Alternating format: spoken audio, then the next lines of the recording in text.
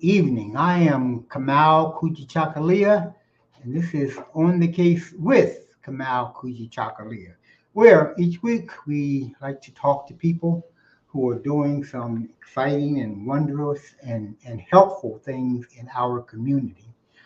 This week we're going to talk with good sister, good sister, Talia Armstrong, who's been out there in this muck and mire. And hi, Dana.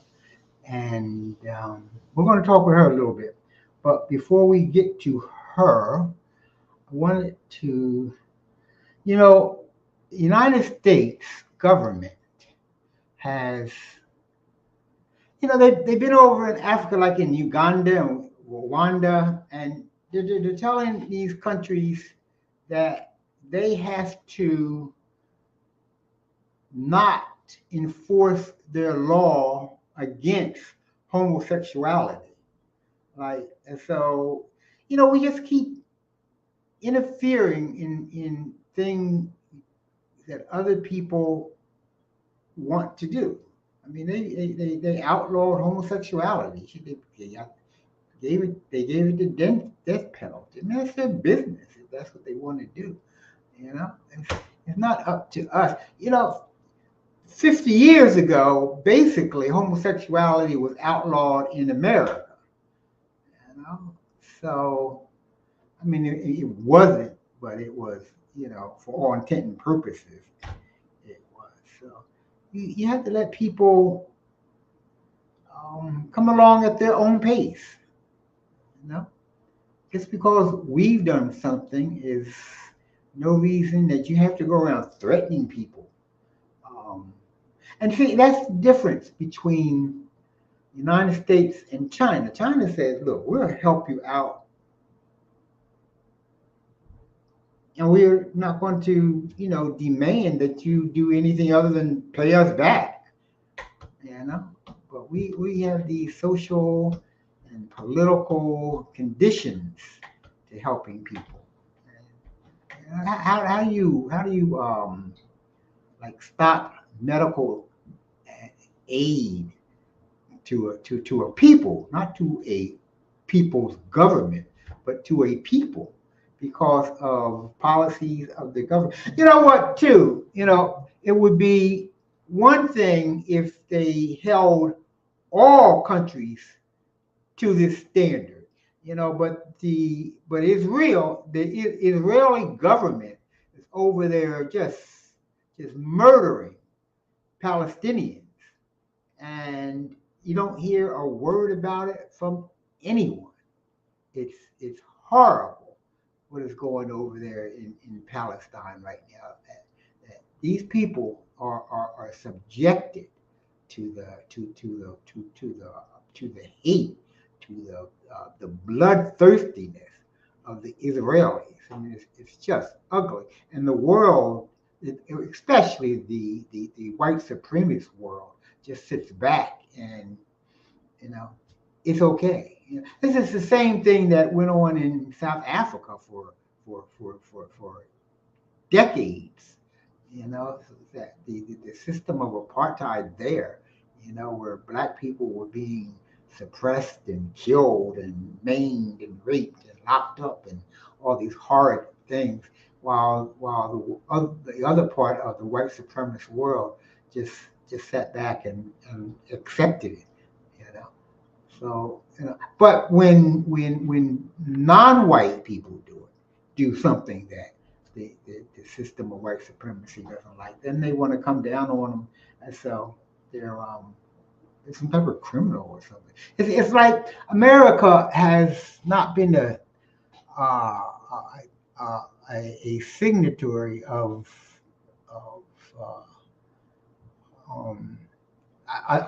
a host of international resolutions, like the ICC, the International Criminal Court. And the people who have been brought before the criminal court, or at least once given out for their arrest, have been basically people of color, basically people of African color, but you had um, Bush and Obama and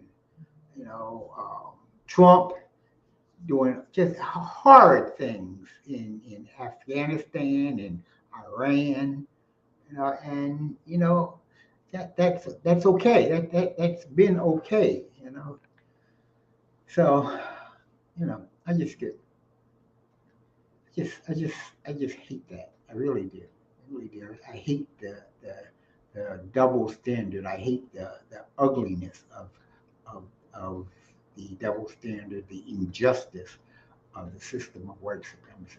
But anyway, let me talk with my good sister Atalia Armstrong. How are you, my sister? I am well. Thank you so much for bringing me on tonight. Well, the only reason I brought you on is because you're doing so much out there. You know, I'm just trying you, to get this here reparations. So. I know that's the truth. When I heard that you were having this event down at City Hall, I hate to go out. Lord knows I hate to go out.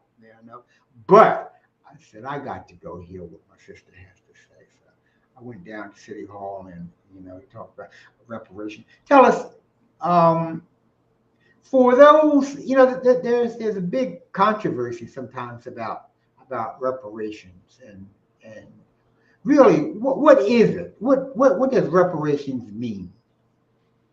The short of it is just it means to repair a harm um, to a group, To repair a harm? right? To repair a harm, to bring about recompense. So that's essentially what reparation advocates are trying to do. We're trying to raise the voice around the need to repair the injured party. Um, and the conversation can become difficult, but I tend to just stay with the facts as they are, only because we've been dealing with this for so many years, and so there's a lot of intersections and shared experiences, and there's a lot of things that we can talk about when it comes to racism. But in terms of this particular reparations movement, we are advocating for the original beneficiaries of 40 acres and a mule, their descendants, to be repaired. Okay, well now, what do you mean repair? So essentially, that group of people were enslaved for a couple centuries. And then coming out of the institution of slavery, they were virtually enslaved again through practices, policies, and procedures.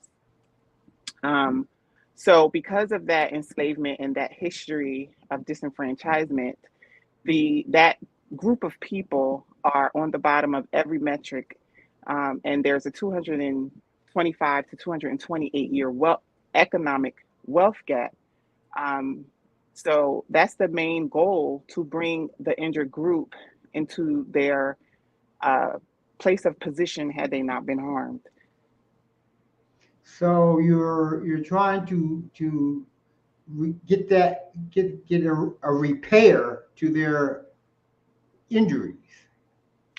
Well, for the harm, we cannot. I don't think we could ever place a number on what was done to that group of people, psychologically, emotionally, physically, loss of life, plunder of life, um, economic restraints, policy restraints, specifically target to those who are noted in the historical documents as freedmen.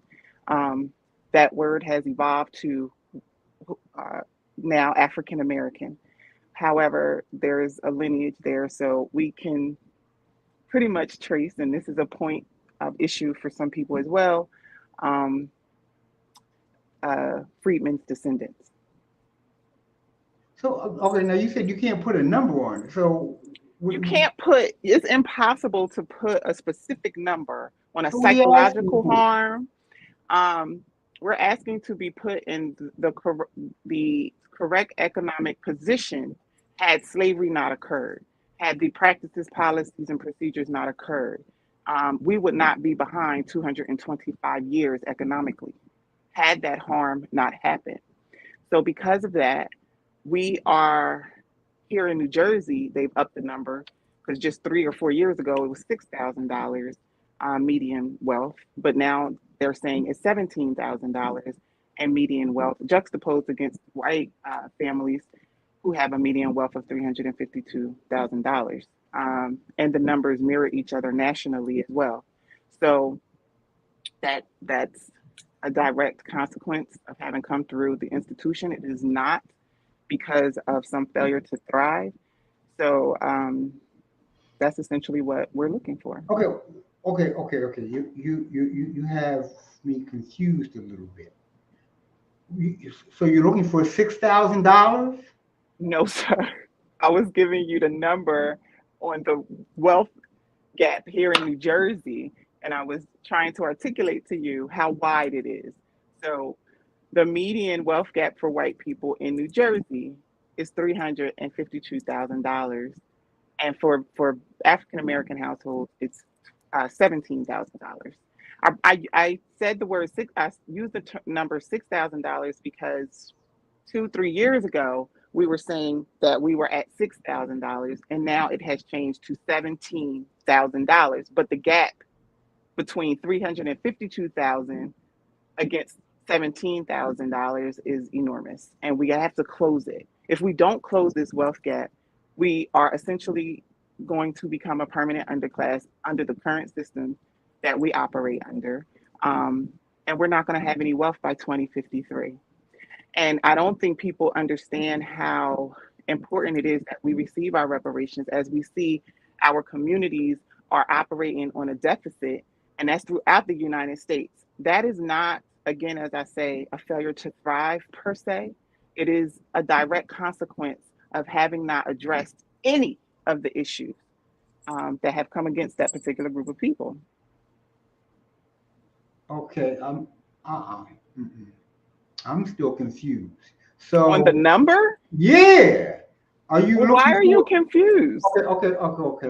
Let me just ask you this: are you looking for about $300,000 to be given to an individual? Is No, that no, no, no, no, no. We want recognition of the harm. We want to be placed in the position we would have been if the harm had not existed.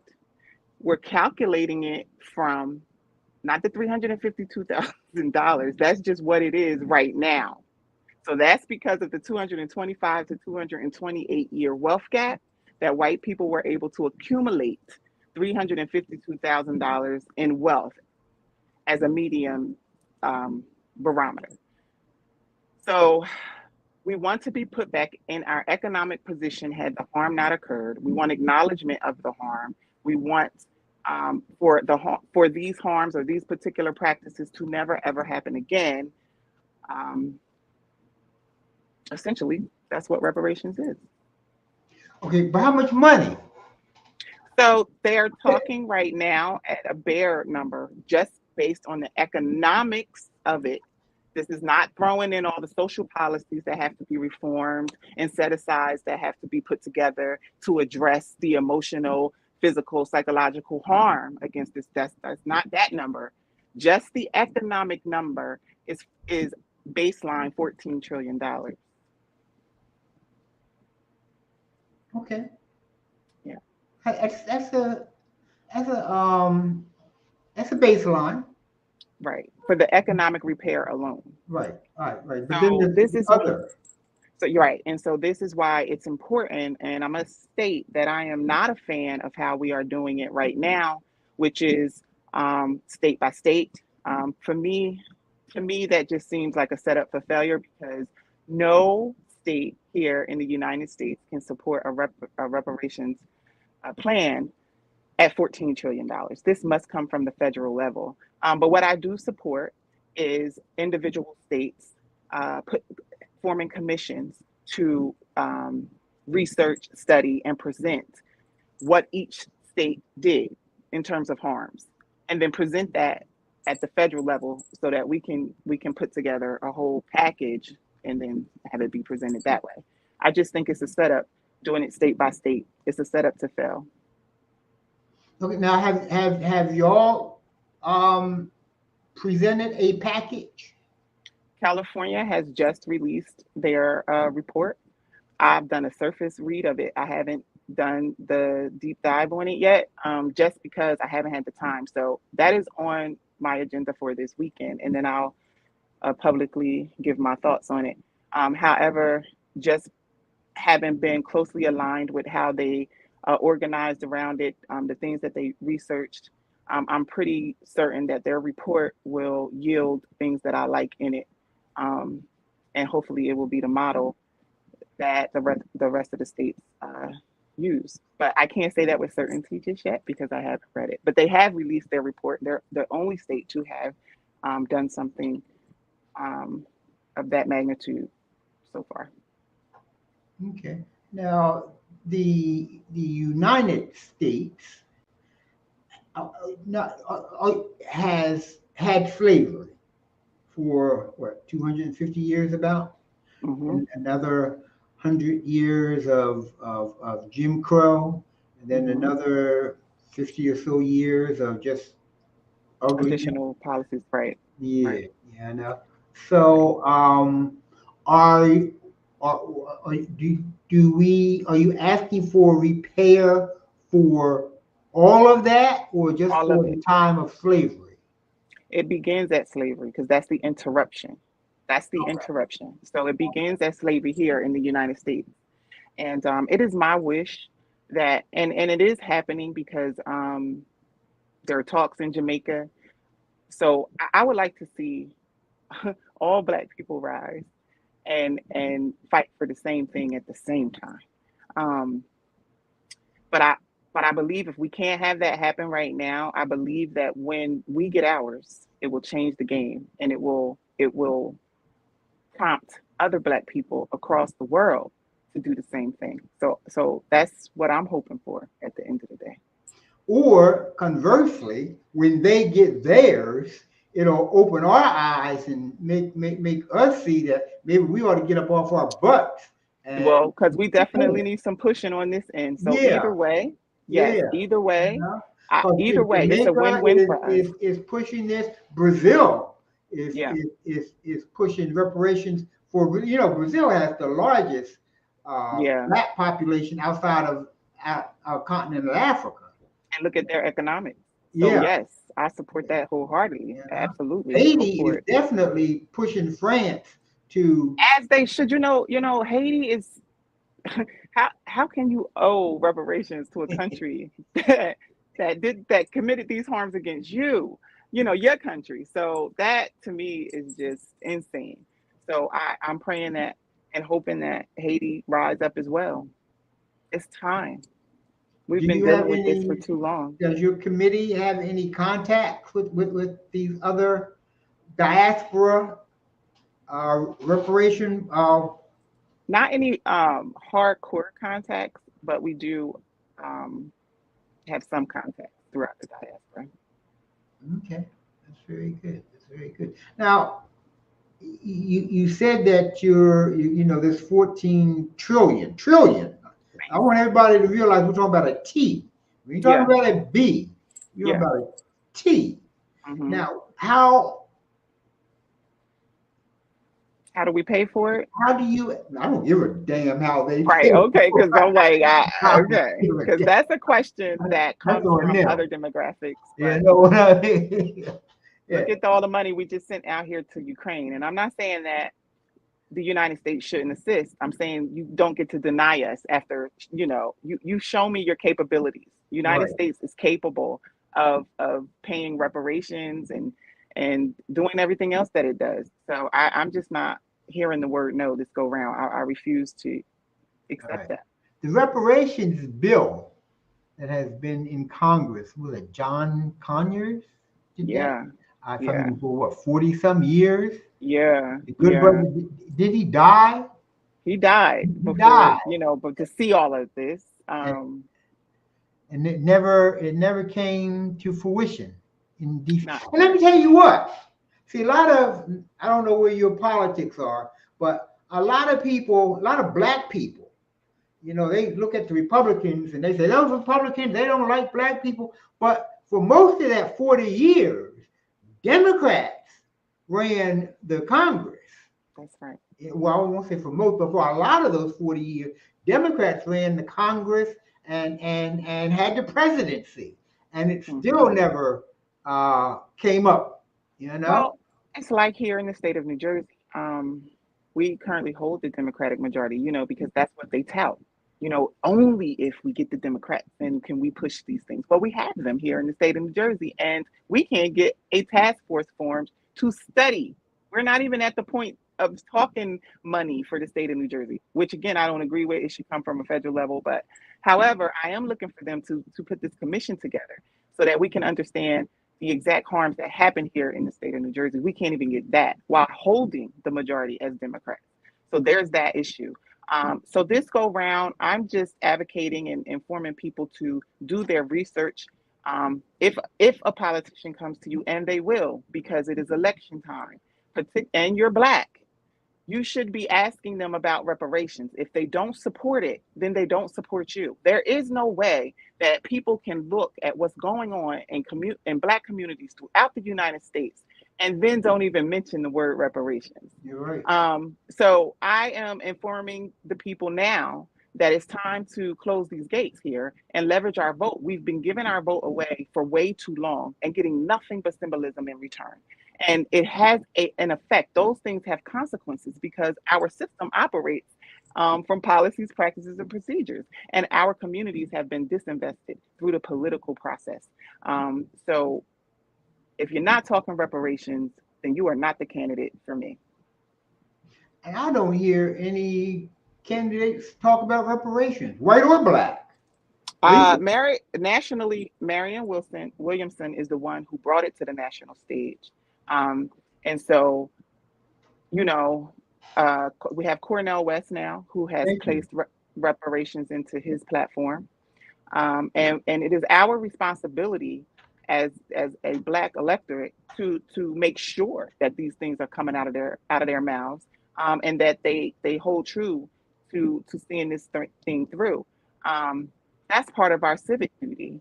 And so I want us to move away from looking at these people as our friends or as some type of celebrities. We send them to their seats to do a job, and they have failed us, the black community. They have egregiously failed us. So now I have no more respect left in the process.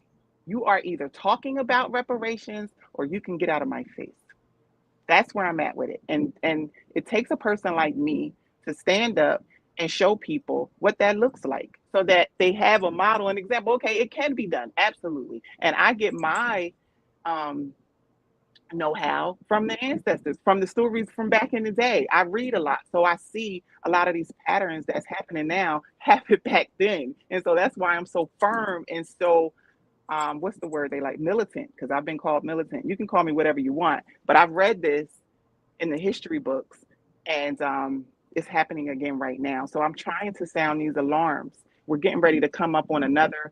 One of the greatest wealth transfers the United States did was with the Homestead Act. King talked about that. That placed us behind. Another wealth transfer is getting ready to happen with I think it's happening. With the transfer of wealth from the boomers to their children. And what people don't understand about wealth is a lot of people didn't get their wealth from bootstrapping. It is a myth. The wealth is passed down, it's handed down throughout the generations. And that's what's getting ready to happen with the boomer generation. But the problem is when y'all are passing down this wealth and building and keeping your wealth, we were enslaved or we were restricted. So we could not form that wealth. And the pockets of time that we did, it was destroyed. So I'm not playing on this one. I'm not playing on this one. Good. Yeah. That's good. Okay, very good. Now, I want to get back to this $14 trillion. So I follow, just said that's the base. And that's just for the economic 14 or 17 trillion. Harm that was done. But then there's the other set aside social policies. Now, is that 14 trillion to go to the individuals, and then on top of that, we have the communal Yes. wealth Yes. for our, so that we can build our own Yes. infrastructure and stuff like that. Yes, absolutely. It's to include direct payments. Now that, as I say all the time, people understand that we have to reform these policies, these institutions. They understand that. But the moment you start talking about direct payments, then they don't understand. But part of reparations includes a check. And so, in order to even we can do the transformation of policies all we want. If we don't deal with the economic piece of it, we will always remain behind because it is not a failure of our own. This is something that was done to us. And so I take no shorts there either, because if you can understand and support and rally around the Jewish community, then you can understand and support and rally around Black people. It's the same thing virtually. Ours lasted a little longer. We're still being targeted today, 2023. So direct payment is also a part of the reparations plan. I follow economist William Darity. He's been doing this work. This is the bulk of his work for his entire career. And this is the formula that he came up with. So I just take his work and I go around talking and telling people about what we need to do when it comes to reparations. His work is also included in the model out in California.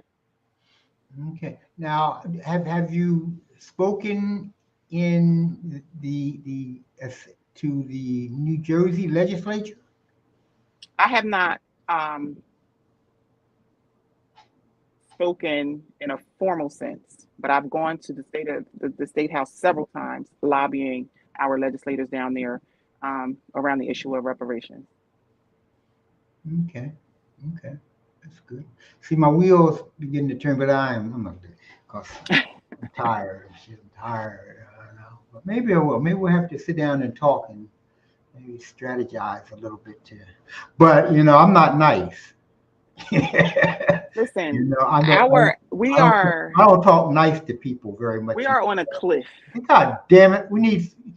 So at this You've point, been messing with us for a long damn time. You And gotta give don't it be however coming to you me give up it. my face talking this mess. Yeah. Yeah. Because you know what, Talia? I look at it this way.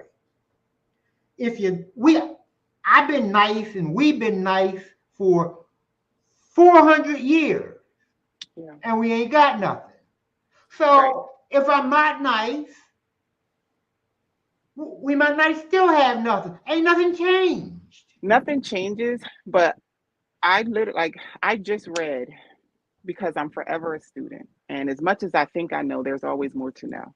So I just read all the Supreme Court rulings around the Reconstruction era, and I want people to understand that our quote unquote progress here will happen through the political process. That doesn't mean to say that we cannot progress ourselves, but this isn't about us individually. This is about us as a collective and what we are trying to leave for our children. We already see how our communities are behaving right now, not because of individual decisions per se, but because of what has not been addressed all of these years. Remember, we went through the crack era right here in Trenton. None of those issues were addressed. None of them have been resolved. We just kept on going through life. Well, those children had children. And so now we're in this space where we're like, oh my God, children, they're not off the chain. They're an extension of what we haven't dealt with. And it's time we deal with it all. And in order to deal with it all, we have to get reparations. And one other thing I want us to understand, the 13th, the 14th, and the 15th Amendments were written to deal with freedmen. They were written to deal with freedmen. Affirmative action was written to address freedmen's descendants at that time. Everyone comes in and they eat all off of these bills and this work that we've done, the ancestors done, to get us to this point. And we have yet to benefit from any of it as a group of people. And so now I'm saying, you got to go back to understand how we got here. And we got here through the political process. The moment, first of all, we are political people. We are the only people that are attached to the United States, tethered to the United States in this way. The only group of people. We were here when we built it. We built it. We birthed the United States. So yes, I want their stuff. I almost cursed. I want their stuff. And I want because because this passion came about when I did my ancestral research. And it was something about seeing my ancestors' names on documents attached to the word slave or the word breeder, because then it is no longer a story on TV. It's real. These are my family members. This happened to my family members. And so just how I protect my children, that fire sparked up in me, and I want justice for them and us. I hear you. I hear you. Now, getting back to the political part of it, like you said, the Democrats have basically been in charge of at least New Jersey for damn near forever, and they have not even they haven't done anything towards looking at reparations. Okay, so where do people turn? I mean, now Cornel West is going to be running for president for the Green Party, I believe it is. I'm not sure what party he's running under, Okay. but I So do. do we rally around him and say, look, y'all ain't did nothing, and he's the one talking about it. So do we give our vote to him? We can definitely figure out a strategy for our vote going forward, um, because they still need our vote, but that is dwindling with the growing Latino population. So we will not be the deciding factor um, in elections in a couple years. So now, while we still have some political power through the vote, we need to really strategize as a people and see how we're going to leverage it. We cannot give it away this go round. We can't. I mean, we can't continue to vote for Democrats, can we? I mean, that's Absolutely not. another damn So thing. I'm not. We've given them ample opportunity. We've given them enough rope to hang them damn selves. So listen, whoever is right, who's ever going to make reparations come true, that's who I'm going with. Um, we've coalition build with all groups, and I say that to say it's time to understand that until we deal with black issues first, because understand the group that the policies were originally targeted were for freedmen. Because they failed to address these issues, every other group that came here after that we have shared experience because these things were never dealt with. So if they were dealt with, highly likely you would not experience the same things that we've experienced. So now I'm saying we need y'all to help us like we help everybody else.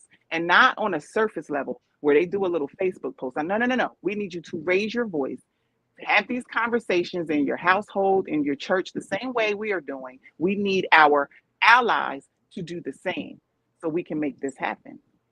And whoever touts it, that's who I'm rocking with. Okay. Okay.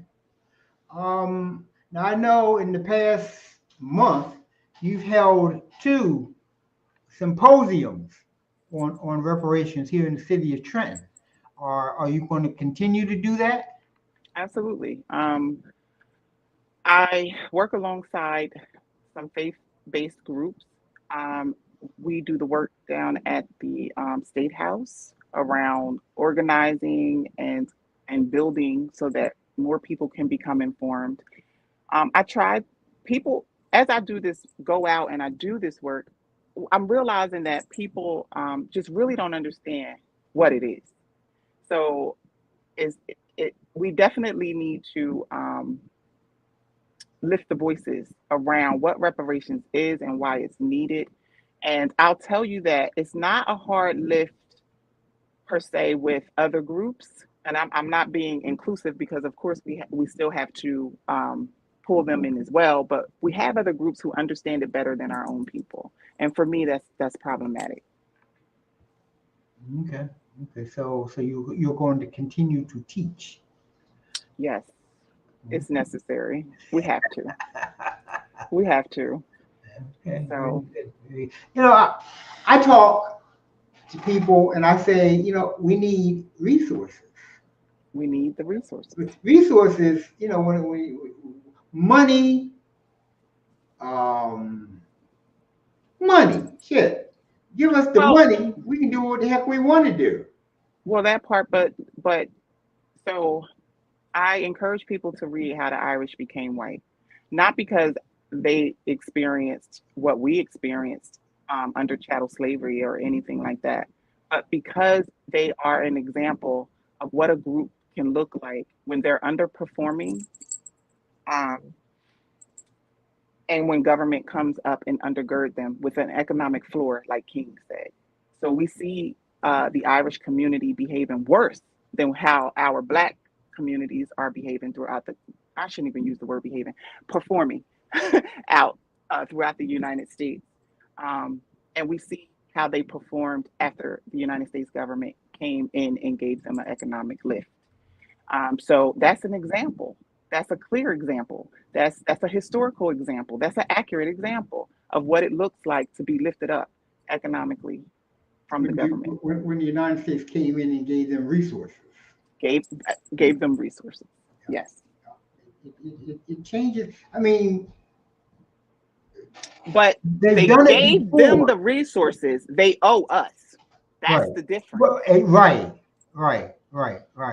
But they know that to change a community, all you gotta do is give them the resources. That's it. Yeah, that's all you It's gotta an do. example after example after Right, example after example. right. And so I need for Black people to understand that that's how that is. And the only way we can get it is through the political process, unfortunately. Okay. And so far, the political process with Democrats and or Republicans has gotten us this far. you know. So I look at it in sections in terms of movements. Um, so you look at what Reconstruction would have done had that not been cut off. And I say that that is the only time where the United States was ever equitable, and that was during the Reconstruction period. So we see what can happen. We see the potential in that movement. Then you fast forward all the way to the Civil Rights Movement, although that's a whole nother conversation. But King and all those advocates were able to get us to the civil portion of things through that movement. We see what happened when we removed our money from busing down there. How we were able to shut that down. So essentially, I need us to learn how politics interrupts our lives, and it's not necessarily because of anything that we've done. Okay, not anything that we've done. And I'm just going to really quickly, if you allow me, if we have the time, maybe not, okay, because my computer, I did this at the college, um, and I just want to dispel some myths, I think. Well, okay, because I was going to say, well, I think I can do it off the top of my head. But one of the myths is we, you know, they put this thing on our community around economics. And again, I think everyone can always do a better job at learning how to be better with their finances. However, it is an untruth that we don't do well with our money. In fact, we save at the same rate as white folks, considering our small economic position compared against theirs. So that is a myth. Um, And even among the poorest Americans, the data shows sharp differences in wealth, indicating that all poverty is not the same. In fact, President Lyndon B. Johnson acknowledged that fact during his speech at Morehouse in 1964. And I read that at City Hall, where he talks about Negro poverty and white poverty being different. They don't say this. So I use him as an example because you have a United States president verbalizing that the poverty is different. So if the poverty is different, then the repair has to be different. That's number one. And we have to stop putting these things out in terms of like the rhetoric of Black folks spend too much. We spend at the same rate as every other group, but somehow we're, that stereotype has come onto us as if we don't know what to do with any of our money, and we just spend to we can't spend anymore. That's not true. Not true at all. It is also important to note that the wealth gap isn't because of the top 1% having a good portion of the nation's wealth, as 25% of white households in the United States hold a net worth in excess of $1 million, whereas only 4% of Black American households hold in excess of $1 million. Do we understand that in all of our greatness and all of our contributions here in the United States, here in this country, it is not a failure to thrive. All of these things is because of what has happened to us, the stereotypes, the propaganda, the policies, the practices, the murders, the plunder. It's government sanctioned. It is issued from the United States government. A lot of these things are federal policies. So I want us to get out of this inferior frame of thinking because it's not anything that we've done per se. And again, what that comes down to is they have the resources to present us in a certain way. Yes. Okay? Right. We don't have the resources to fight it. to dispute that. That's right. Resources. These money. Shit, we talk about money, you know what I mean? This is why direct payment is necessary. And then you have some Black people that will be like, oh, I don't think that we should get a check because we don't know to do with our money. And that is a supremacist talking point. Whenever someone, I need us to look at reparations like a lawsuit. So when people win their lawsuits, do you have other groups of people coming to tell the people that won the lawsuit what they should do with their money? Absolutely not. So should we put things in place so that our people are their best informed selves and they can better make decisions with better information? Absolutely. But I will not be going around saying, touting supremacist talking points, saying we don't know what to do with our money. And once you give me my check, it's my money. I do what the hell I want to do with it. It's your money. And so that's something else that we want to get away from. I'm gone. We want to get away from that patriarchal father-child mindset. Yeah, we don't need to be fathered as a people. But again, that's a consequence of having come out of the out of slavery, out of the institution of slavery. So we have to deal with these things. We have to put them out there because a lot of people, and I'll give you one quick example. Sometimes we're operating and we don't know why we're operating. We're just doing these things. So I watched this documentary on travel a couple years ago, and it blew my mind that the way Black people travel is not because of economics per se, but because they were trying to be safe and not die on the roads at the hands of white supremacists. So the driving at night, the packing your food, the gassing up, no stop. You get to your destination. All of that comes out of, those are survival techniques. And here I am. I was like, I really thought my parents traveled that way. And they probably thought they were traveling that way because they were saving money. But no, it really does spin out of survival. And so how we behave really is from things our ancestors taught us to keep us alive. And so we have to learn that so we can maybe stop some of those practices because we've outgrown them, or maybe add on to some of the practices because we need to, because we're still a target. Yes, we are. And it's a darn shame, And, a lot of people say that, if we got this money, then we'd be targeted even more. Well, target me. Yeah. Now, with these checks, let's say there's a family of a man and a woman in the family. Do they both get a check? Now, I haven't done that deep of a dive. Okay. I don't think they're there yet.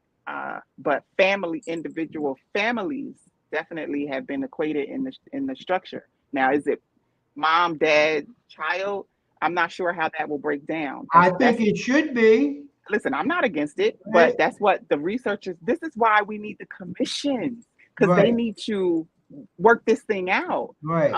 And they're stalling. No, let's get it. Let's make it happen. Okay. You know, when you talk with around white people about this, they just clam the hell up.